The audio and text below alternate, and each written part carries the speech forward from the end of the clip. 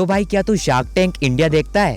भाई मैं तो जरूर देखता हूँ, डेली देखता हूँ यार। मतलब जैसे स्कूल से आता हूँ ना, स्कूल से आते हुए खाना खाता हूँ, तो खाना खाते खाते फोन में शार्क टैंक का एक एपिसोड लगा देता हूँ, वो देखता जाता हूँ मैं। तो काफी कुछ सीखने को मिलता है यार। तो क्या तूने वो जुगाड़ू कमलेश वाला एपिसोड देखा है, जिसमें वो किसानों के लिए कितना अच्छा जुगाड़ लाया ना, जिसने मोटिवेट कर दिया सारे किसानों के लिए जुगाड़? देखा है क्या? हाँ वो वीडियो देखा ना, वही ना जिसमें जो स्प्रे पंप होता है किसानों को तो ज्यादा कंधों पे दर्द होने लगता है, इसकी वजह से एक जुगाड़ बनाया उन्होंने स्प्रे करने के लिए खेतों में।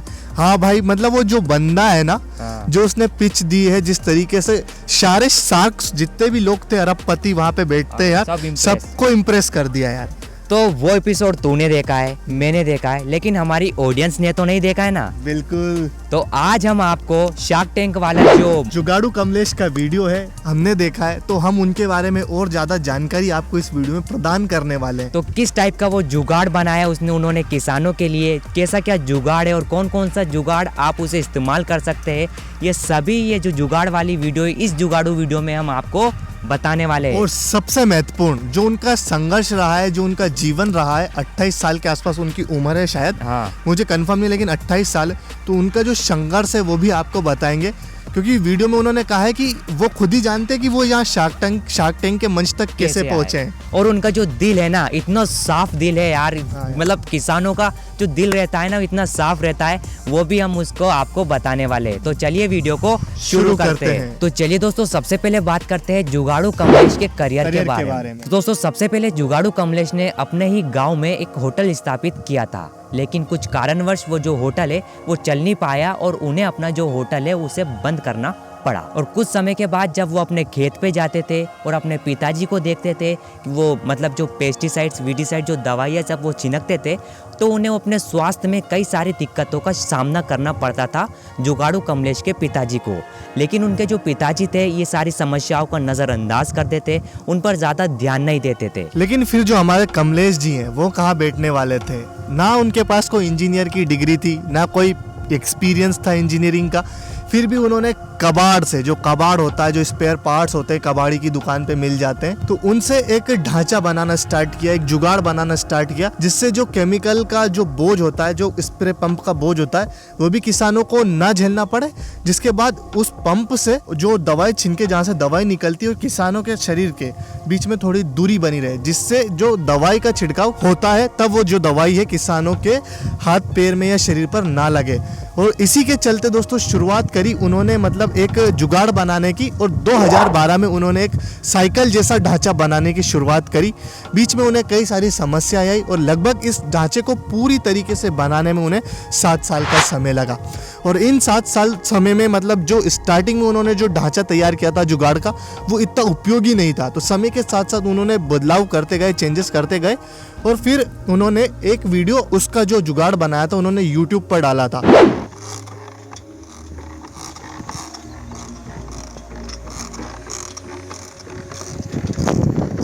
और वो YouTube पे जो वो वीडियो थी, आज उसके 10 मिलियन व्यूज, यानी कि 1 करोड़ लोगों ने उस वीडियो को देख चुके हैं, और वो काफ़ी वायरल हुआ वो वीडियो। तो जिसके बाद उन्हें कई कंपनी से, कई लोगों से ऑफर आने लगे कि हमें भी चाहिए ये, हमें भी चाहिए ये। तो कई कंपनीज ने, जो बड़ी बड़ी कंपनीज होती है जो एग्रीकल्चर इंडस्ट्रीज में काम करती है, वो कहती है कि ये आपका जुगाड़ के जो राइट्स है वो हमें बेच दो। लेकिन हमारे जो जुगाड़ू कमलेश भाई है वो ठहरे भाई एकदम कठोर, मतलब नहीं, दृढ़। कठोर अलग है, दृढ़ अलग है। तो दृढ़ ठहरे एकदम, और उन्होंने साफ इनकार कर दिया कि भाई ये अपनी 7 साल की मेहनत है, मैं ऐसे नहीं बेचूंगा, मेरा सपना है कि देश के हर किसानों तक मैं इसको पहुंचाऊं। तो दोस्तों वीडियो के वायरल होने के बाद उनके काफ़ी सारे कस्टमर ने कहा कि भैया ये मशीन हमें भी चाहिए, ये हमें भी प्रॉब्लम होती है, तो ये मशीन की आवश्यकता हमें भी है। लेकिन उनके पास इतना फंड नहीं था कि वो इतने सारे साइकिल्स को प्रोड्यूस कर सके। तो साइकिल्स को प्रोड्यूस करने में फंड तो लगता है ना, पैसा तो लगता है ना, तो वो उनके पास नहीं था। ऐसे में उन्होंने 2021 में एक शार्क टैंक का एक एड देखा। जी हाँ दोस्तों, शार्क टैंक इंडिया का उन्होंने एड देखा, और उनके जो फैमिली मेंबर्स ने, उन्होंने उनसे कहा कि आप शार्क टैंक के लिए अप्लाई करिए, शार्क टैंक के लिए फॉर्म भरिए।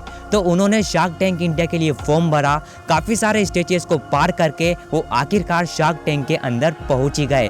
और पहुँचने के बाद उन्होंने शार्क टैंक के अंदर भौकाल मचा दिया, मतलब सारे जजेस को उन्होंने इम्प्रेस करके अपनी जो कला है उसे अपने सामने लाए जजेस को, और सभी जजेस को इम्प्रेस कर दिया। भाई तुझे वो डायलॉग पता है, हमारा देश का किसान बहुत खुददार होता है, किसी का गुलाम नहीं रहता। हाँ, सुना तो है भाई इसे कभी। तो यही बात मतलब है ना, एक जो शार्क टैंक में जो जजेस से शार्क थे उनमें से थी एक नमिता थापर जी, जो एक फार्मा कंपनी की मालकिन है। तो उन्होंने नरू, जो हमारे नरू और ये थे जुगाड़ू कमलेश, तो कमलेश जी से पूछा कि आपने नौकरी क्यों नहीं की, 7 साल ये काम किया तो साइड में आपने नौकरी क्यों नहीं की। हाँ। तो तुझे पता है उन्होंने क्या जवाब दिया? उन्होंने ये कहा कि जो किसान होते हैं वो मतलब खुद का कर लेते, लेकिन किसी का नौकर नहीं बनेंगे वो। 24 घंटे अगर किसी के लिए काम करना पड़ा तो किसान को मंजूर नहीं है। हाँ। हम किसी के गुलाम नहीं रहना चाहते, हम आजाद रहना चाहते हैं। नौकरी करूंगा तो 24 घंटे के लिए किसी का गुलाम रहूंगा, और हम किसान हैं, हम किसी के गुलाम नहीं रहने चाहते। खेती में काम करेंगे, किसी का गुलाम नहीं करेंगे। ये लाइन दिल छू गई भाई। ये भाई मतलब दिल छू गई यार। हाँ। हो सके तो अगर तू एडिटिंग जब करे हाँ। तो क्लिप लगा देना। बिल्कुल। पर कॉपीराइट का इशू रहेगा, पर देख लेंगे, वो हटा देंगे बाद में, पर तू क्लिप तो लगा देना। लेकिन उस शार्क टैंक का फुल एपिसोड का लिंक मैं आपको डिस्क्रिप्शन में दे डिस्क्रिप्शन दूंगा, में ताकि आप वो एपिसोड देखकर आप भी मोटिवेट हो सके। चल अब अपन और हमारे जजेस को, हमारे जो अपनी ऑडियंस है उनको और बताते हैं शार्क टैंक में जो अपने क्या हुआ था। जुगाड़ू कमलेश जी है उनके साथ और क्या क्या हुआ। तो दोस्तों हमारे जितने भी शार्क थे, उन 5 शार्क बैठे थे, 5 में से 4 शार्क ने जो आइडिया उन्होंने दिया था, हाँ। जो ये जुगाड़ का जो ये ट्रॉली बनाई थी कीटनाशक छिड़काव करने की मल्टीपर्पज ट्रॉली, इसमें से 4 शार्क ने रिजेक्ट कर दिया था उनका आइडिया कि उनके लिए हम इस आइडिया के लिए कोई पैसा नहीं देने वाले हैं। बिल्कुल। पर जो हमारे लेंस कार्ट के सीईओ हैं पीयूष बंसल, बिल्कुल। उन्होंने दोस्तों मतलब इम्प्रेस तो सारे शार्क हुए, लेकिन शार्क में से 5 शार्क इम्प्रेस हुए, लेकिन 5 के 5 ने पैसा नहीं लगाया। केवल पीयूष बंसल जी है जिन्होंने इनके आइडिया में पैसा लगाया, क्योंकि पीयूष बंसल जी उनका पहला भी देखा है मैंने, कई सारे एपिसोड में देखा है कि उन्होंने कई सारे जो ऐसे आइडियाज आए शार्क टैंक में बिजनेस पे, जो कहीं ना कहीं मतलब पर्पस ड्रिवन है। हाँ। कहीं ना कहीं जो लोगों की लाइफ को बदल सकते हैं, रिवोल्यूशन ला सकते हैं, बिल्कुल। उनमें काफी इन्वेस्ट किया, भले वो प्रॉफिटेबल हो या ना हो। हाँ। तो ये खासियत है हमारे पीयूष बंसल जी। देगा कौन? मैं दूंगा। तो दोस्तों वैसे तो शार्क टैंक के इस एपिसोड का वीडियो की लिंक मैं आपको डिस्क्रिप्शन में दे ही दूंगा, वो जाकर आप देख सकते हैं, वहां से आपको पूरा समझ में आ जाएगा। तो चलिए अब मैं आपको बता दूं कि पीयूष बंसल जी ने डील कितने में करी। तो पीयूष बंसल जी ने कहा कि 10 लाख तो वो ऐसे डायरेक्ट दे देंगे, और बाकी के जो 20 लाख है वो 0% लोन पे कमलेश जी को दे देंगे। और उन्होंने कहा कि जितने जितने जो कंपनी है वो आगे बढ़ती जाएंगी, जितने जितने उनका जो ये जुगाड़ है वो सेल होता जाएगा, वैसे वैसे उन्हें वो पैसे 0% इंटरेस्ट पे रिटर्न करते जाएंगे। तो इससे ये हमें जानने को मिलता है कि जो पीयूष बंसल जी है वो कितने यार हम्बल इंसान है यार। और वही बात करें दोस्तों इक्विटी की, इक्विटी होता है कंपनी में आपकी कितनी हिस्सेदारी है। तो इन 10 लाख के बदले और 20 लाख डेप्ट के बदले, यानी कि लोन के बदले, यानी कि टोटल 30 लाख पीयूष बंसल जी ने लगाए।